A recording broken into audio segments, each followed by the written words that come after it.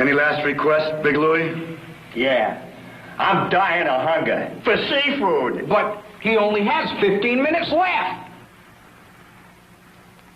Boy, that's fast service. Went to Long John Silver's seafood shop. Don't even have to phone ahead. Hey, look at this. Golden Atlantic fillets. And look at these oysters. I didn't know Long John Silver had oysters. New evidence? Right, Governor. We'll call the whole thing off. Such tender little clams. Just because you've got a little extra time. There's no reason to waste it. Come on in to Long John Silver's Seafood Shop, where seafood is our specialty. 4 orders of golden brown chips, 4 servings of tangy coleslaw, and a dozen Long John Silver's own hush puppies, all for one special low price. Feed the whole crew. Long John Silver's Seafood Shops. Get fish and more for 4, all for one special low price. From the North Atlantic to the Gulf of Mexico comes seafood to Long John Silver's. Icelandic fish fillets, plump, tender shrimp dipped in a secret savory batter, choice, flavorful oysters, ocean fresh, tender clams, and a delightful choice of other favorites, all at prices that won't scuttle your purse. When your taste runs to something different, come on into Long John Silver's Seafood Shop, where seafood is our specialty, our only specialty. Let's have 2 orders of fish and chips and 2 Coca-Colas. Yes, sir. Hey, mister, how do you make your fish taste so good? We import our fish fillets all the way from Iceland. Then we dip them in our own unique batter and cook them to perfection. Crisp on the outside and moist and flaky inside. Then we serve them piping hot. It sure looks good. It is, Grandpa. Long John Silver's Seafood Shops, where seafood is our specialty, our only specialty.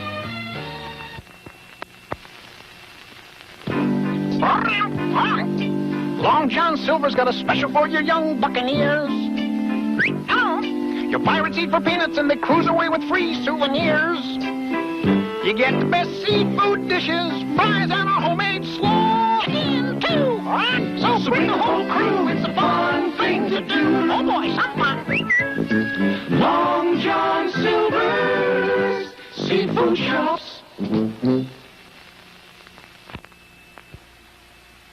Being one of Long John Silver's boys is a pretty good life. You get to rob the king, and you can eat swell. I'm for the fish and fries. The lad favors the chicken peg legs. And nothing costs a lot of clams. Not even the clams.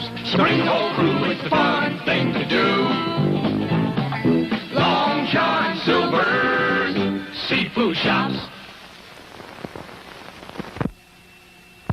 Me crewmates did a noble deed. Saved the Fosters from more hamburgers. Shanghaied them into Long John Silver's Seafood Shops. They got the best seafood on dry land. And even chicken. They ate like pirates for peanuts. And the tyke got a pirate treasure. So bring the whole crew, it's the fun thing to do. Long John Silver's Seafood Shops.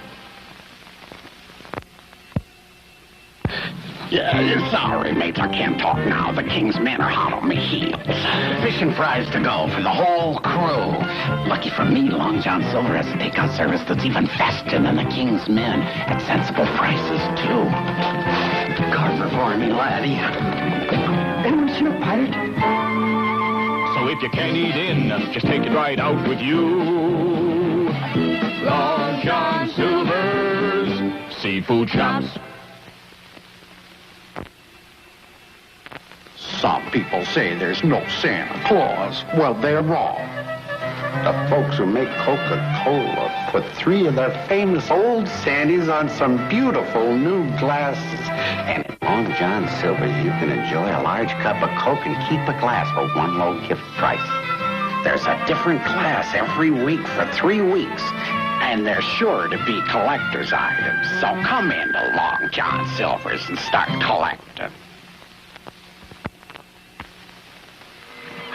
We were having a big shindig on the ship. We needed food for the whole crew. Lucky for us, Long John Silver has 3 new big catch meals. Pasta!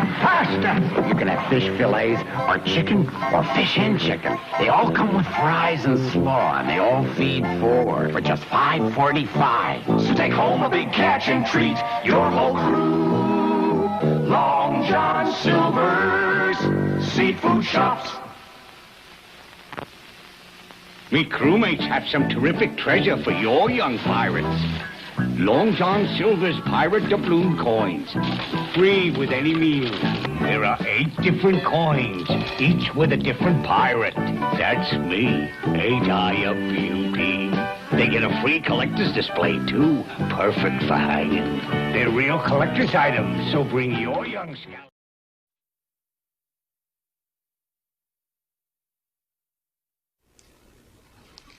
Good evening. This is a special night for me. Exactly 3 years ago, on July 15th, 1976, I accepted the nomination of my party to run for President of the United States.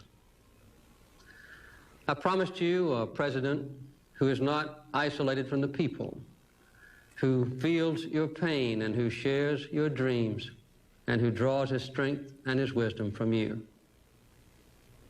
During the past 3 years, I've spoken to you on many occasions about national concerns, the energy crisis, energy. For the 5th time, I would have described the urgency of the problem and laid out a series of legislative recommendations to the Congress. But as I was preparing to speak, I began to ask myself the same question that I now know has been troubling many of you. Why have we not been able to get together as a nation to resolve our serious energy problem? It's clear that the true problems of our nation are much deeper than gasoline lines or energy shortages, deeper even than inflation or recession. So I want to speak to you first tonight about a subject even more serious than energy or inflation. I want to talk to you right now about a fundamental threat to American democracy.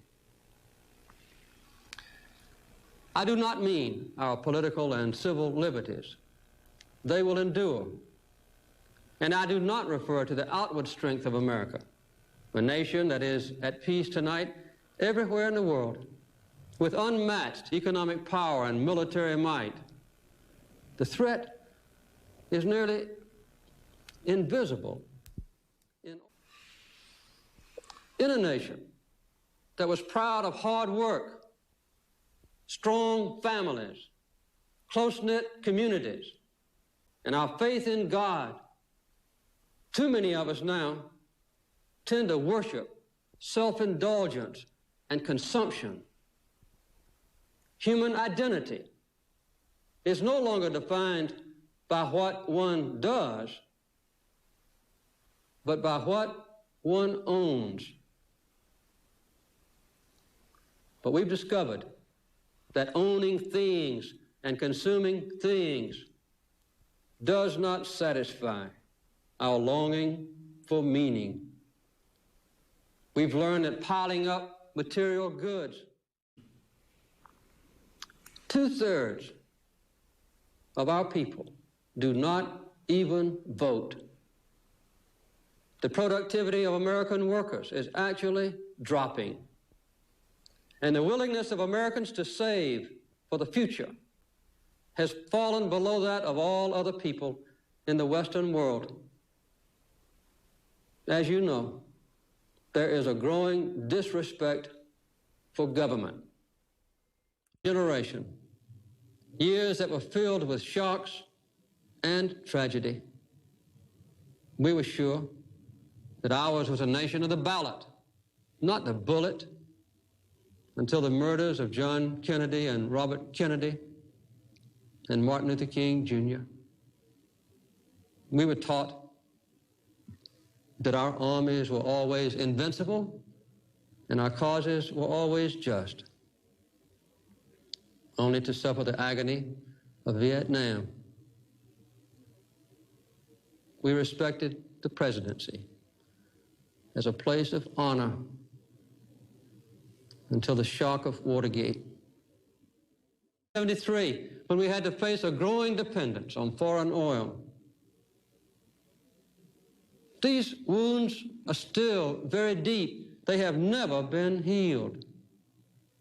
Looking for a way out of this crisis, our people have turned to the federal government and found it isolated from the mainstream of our nation's life. Washington, D.C. has become an island. The gap between our citizens and our government has never been so wide. The people are looking for honest answers, not easy answers. Clear leadership, not false claims and evasive. You see a Congress twisted and pulled in every direction by hundreds of well-financed and powerful special interests. You see every extreme position defended to the last vote.